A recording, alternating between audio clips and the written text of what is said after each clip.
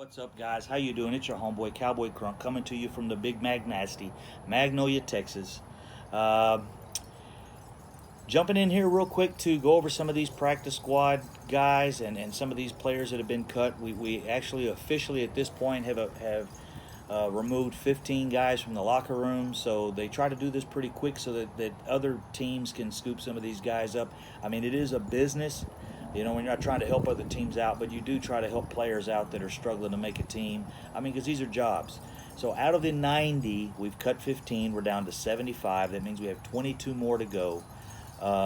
It's going to be tough. There's going to be some guys that we want to keep. A couple of the guys that we, are looking at, I think a big possibility the Cowboys are trying to make room for is Daniel Weiss.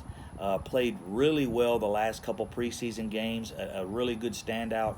One of the guys that was kind of, brought in on the bottom tier and wasn't sure what was going to happen with him. Another one is Alumba, the cornerback. He's played fairly well too. Got beat a couple times during the preseason, but really showed some highlights and some ball hawk ability. We know he had the pick six last night. So, but there's been other plays where he stood out. So these are two guys that if we want to keep, these are guys we're probably going to have to make some moves on our normal roster to get them in. Possibly like for Weiss, if you want to keep him, to keep him on the 53, he's not going to go through waivers. He's going to get picked up if we try to slide him onto the practice squad. That's how it works. You have to put him on waivers. When no one else picks them up, then you can put him on the practice squad. So we'll see how that goes. Weiss is just one of those guys. I just don't think he's going to last if we don't keep him. So you're going to have to put him on the 53. To do that, you could look at like trading a Taco Charlton, trading a Malik Collins, trading one of these guys that's going to be coming up on their contract. What that allows you to do is you keep Weiss, you trade one of these guys for a future draft pick, for a 2020 draft pick. That removes them off of the cap. It releases their cap space. So when it releases their cap space, now you have a little money to do your deal with Ezekiel Elliott. Now you have a little bit more money to play with your situation with Dak or Amari Cooper. You can throw that money towards them. So you trade Taco, his money comes back to the cap, you give that to Ezekiel Elliott, Dak Prescott, or Amari Cooper, and it helps you work those deals out. Then you bring Weiss in on the actual 53. Now would Weiss play to the level that Taco played towards the end of the season? No, not yet. But those are moves you have to make concerning the cap. So the players that we got gone, guys, there's a list of 15. I'm going to read over them real quick, but that's how it kind of works. And to keep these guys like Alumba and Weiss, those are deals you could see made. Like Anthony Brown, you could trade an Anthony Brown and slide Alumba into his 53-man spot and see what you could get for Brown. Put Brown in. Do a package deal, Brown and Taco Charlton or Malik Collins, trade those guys for maybe you get a second-round pick for them or a third-round pick.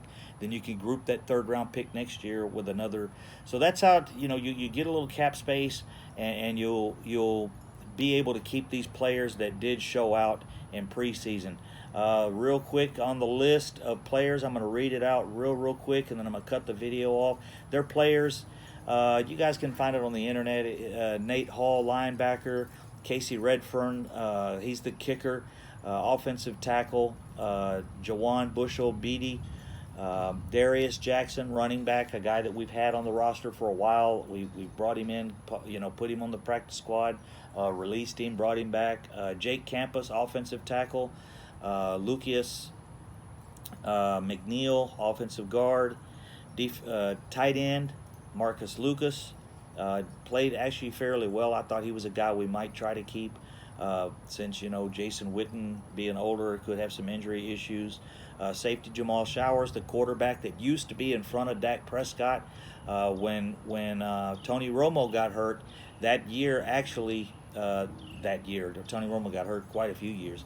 But the last year, when Tony Romo retired, it was actually Tony Romo, Jamal Showers, and Dak Prescott. Dak Prescott was actually the fourth man on the roster.